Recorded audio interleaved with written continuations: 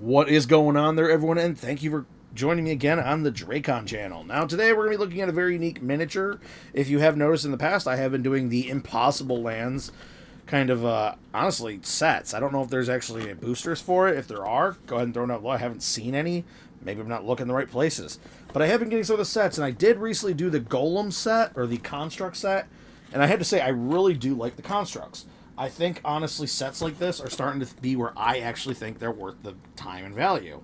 Boosters are fine and all, but if you get nothing you want, you know, throwing your money away to get a ton of replica minis of the same guy doesn't help you. Sorry for hearing any noise. I am trying to just cut some plastic here in this box. I saw there was a piece of plastic stuck to it on the back. I was trying to get it off so you can see better. Okay.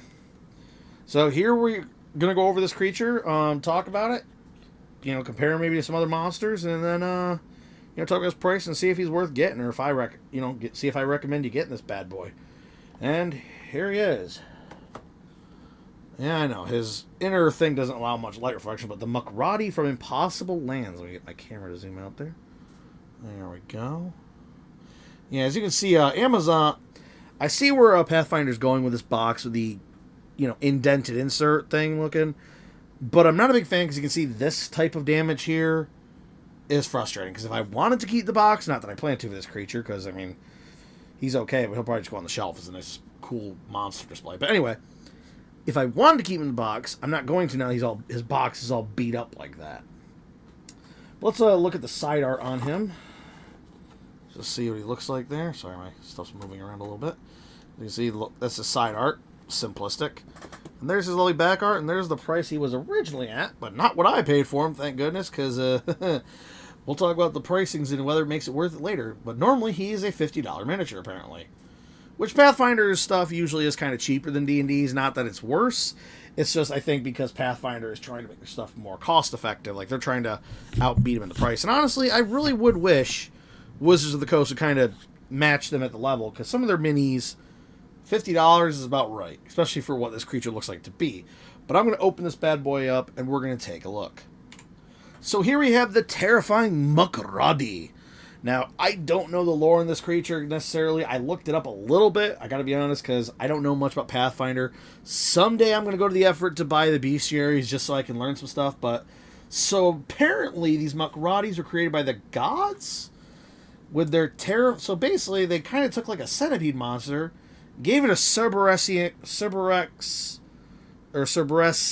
style head design with 3 heads, giving it the terrifying back pincer or spikes of the centipede, which I don't know if I can get those to there we go. I may focus on that, but we're gonna focus more on the head, because I mean the back end's cool and all, but the business end there is the more interesting thing to look at.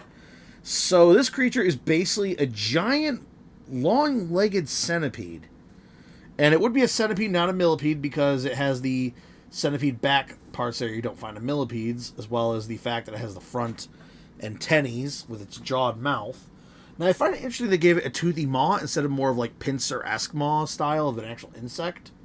But it works. As you can see, this thing is a spewing element. That's another thing it apparently does. Now, this makes it unique, as apparently this is not the only combination. You can actually have one of these things be 3 heads that shoot only fire, 3 heads that shoot acid, and they're elementals, so you could probably even have an ice mix in there, like maybe ice, fire, and acid, or acid, fire, acid, like you get to, or lightning, maybe even a water, or maybe like dirty, like a sandblast, something to make it unique, which is kind of cool. I mean, granted, we're probably going to they'd probably make you stick more with, like, elements like acid and stuff because, like dragon-style breath, it's an easier elemental thing to have. Now, this creature's shell, as you can see, is pretty dull-esque. It's not really shiny, and I feel that's kind of a shame. I would have probably liked to have a little bit more of a sheen on his shell. As you can see with the light reflecting off it, it's not bad, but... And the rock effect is nice to go counter to him. So in the end, I can't say this creature's not a good creature. I mean, he's pretty cool looking. I don't know why his things curl back like horns. Maybe they are horns. I don't know. The artwork shows those things kind of going everywhere, so maybe they're mobile. And, it's very unique. So I have to say, would this creature definitely be something you should look for on your shopping list? Well, so when I was looking for a cool premium miniature, as I always do on Amazon, I click in the premium stuff. And eventually, out of nowhere for Impossible Lands, it showed me the 2 sets that I currently had. And then I got this bad boy, and I was like, oh, there was a premium in it. And I looked at it, and I go, oh, it's a giant centipede monster. That's pretty cool. And honestly, I think that this creature would be something, if you were running a sand campaign or a jungle campaign, I don't think water would make sense. But, there are some centipedal creatures that probably do swim, so I wouldn't be super surprised. I think this would be a good creature. I think because of its, legendary, or not even legendary, just more, mythical creature status, and its rarity, it would make a cool creature. Maybe even a Colosseum creature. Maybe your group is sort of like in Egyptian times, and they throw this thing out against their strongest offenders to teach them a lesson and make sure they really suffer before this creature has the joys of devouring them and later, expelling them. But, it's such a unique beast. Sorry, I'm having my camera zoom in on it just so you get a nice, really up-close look. I'm going to turn just a little bit for you to get a nice good shot. There you go, just so you can see that head a little more on the side. But you can see he's got a lot of lovely fire effects, and the fire effects are actually really good. And I love how, Pathfinder really has stepped up their game. This is an example that Pathfinder keeps stepping up the sculpts. They're stepping up the paint jobs. They're really trying to compete with WizKids, or, the Magic the Gathering side of WizKids, because I know it's, a NECA product and all that, but they assist as well. So we can't say they don't, because WizKids is also part of them. It's just the company that makes these things. But, this is really well designed. I mean, it looks good. I mean, if we look from the back... Sorry, I'm just quickly turning it. It looks well made. I like the long legs. I wish there was a little bit more legging showing instead of it's so clean to the rock. I kind of find this unique spiking going on in the back there pretty cool. There is, a little spot there that I'm not sure if that's a discolor spot. But it's green, so I'm not sure. Some of the spikes you see have a little purple X on there, little purple-esque tips there, so...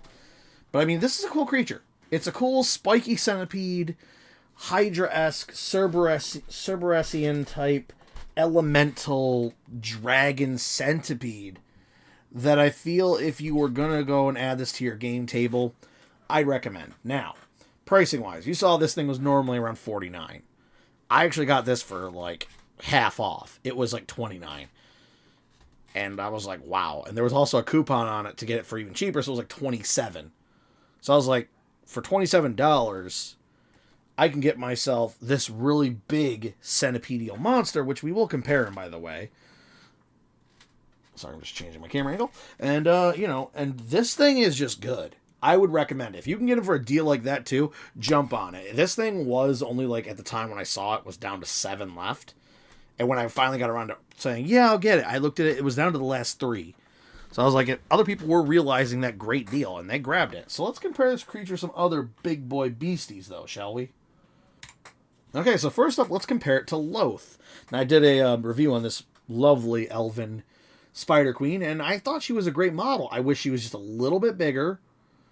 But, they're both gargantuan monsters, and you could see that, if they had to throw down, probably be a pretty good fight. I mean, these two would be pretty, this creature's pretty legendarily made by the gods. Or at least they were created by the gods originally, so, they're a pretty powerful monster. And they are really steeped in their powerful legend. But we have the mighty Loth. Now, in reality, yes, I think she'd be surprised by this monster. But yeah, Loth would probably, in the end, kill this thing. I think she'd probably waste it, since she is a goddess, and has pretty high-level god power. So Loth, yeah, not a great counter fight, but size-wise, he would definitely give her a run for the money in size. He's a pretty big Senti boy. Let's compare him to something else, though, shall we? So here we have a unique one. This is a Chardalon, the Red Dragon, back from his set. Now, I actually have 2 versions of a Chardalon, the unpainted and painted version. Basically, the unpainted is the board game version from Wrath of a Chardalon. But you can see here, a Chardalon himself is a pretty big boy. So he's a huge class, so he's an adult dragon. And he would definitely probably beat this terrifying centipede monster. To him, it would be a very powerful creature that I think he would probably beat, unless this creature maybe wields, I don't know, multiple ice blasts, because I don't remember if ice is effective on fire dragons. I mean, it sort of probably shouldn't be. But maybe if it shoots like 3 streams of acid and just focuses its attacks, or it's like lightning and acid, so not only is it burning, the acid gets struck by the electricity, causing it to like maybe conduct it and draw more damage to the dragon, you know, something like that with the conductivity of liquid. I don't know. Something like that could make it cool. But I mean, like, you know, this thing works pretty well. It's not bad size-wise. I think when you start throwing up against creatures like dragons, though, that's where I think this centipede monster is going to lose out. As you can see, it's not as big, but he has one advantage. He's long. He's serpentine. I could easily see him start wrapping around the dragon, spearing him with his legs, biting him, hitting him with elements, and probably take the dragon down this way. Because if he wraps the dragon up and the dragon's focused on flying, part of him is distracted, and that makes him a little bit easier of a target. So, you know, that could be a way for the centipede to win. Anyway, I think, though, honestly, it's a pretty good miniature. Do I recommend it? Yes. If you can find him for a deal, definitely yes. Like, at that point, it's not even a question. Get a hold of this guy. He's pretty cool, and he's unique. Like, this guy, he's not like most premiums I got. Most premiums you're looking at demons, dragons, stuff like that. Pretty standard. Even devils and archdevils. But then you come along and go, here's my 3-headed, elemental spewing centipede monster. And, you know, that's going to make someone go, whoa, whoa, whoa. I got to see this. You know, they're going to be like, I got to see such a out-of-the-box creature. This will work. Well, anyway, guys, if you've gotten this far in the video, I thank you very much for getting this far. And as always, guys, make sure you hit that like button and hit that subscribe if you have not done so already. A simple click for you, but it means a lot to the channel. Helps us grow, helps make more people enjoy. And if you ever have any comments, concerns, ideas, questions, or maybe I got something wrong. Like I said, I don't play Pathfinder. Maybe this creature is way more powerful than I'm giving him credit for. If he is, my bad. But, in the end, mostly a D&D guy. Would I play Pathfinder? I'd give it a shot. Would I play the board games? Heck yeah. But, it is what it is. Now anyway, guys, that's all I've got for you today. Have a great one, and I hope to see you next time. Bye-bye.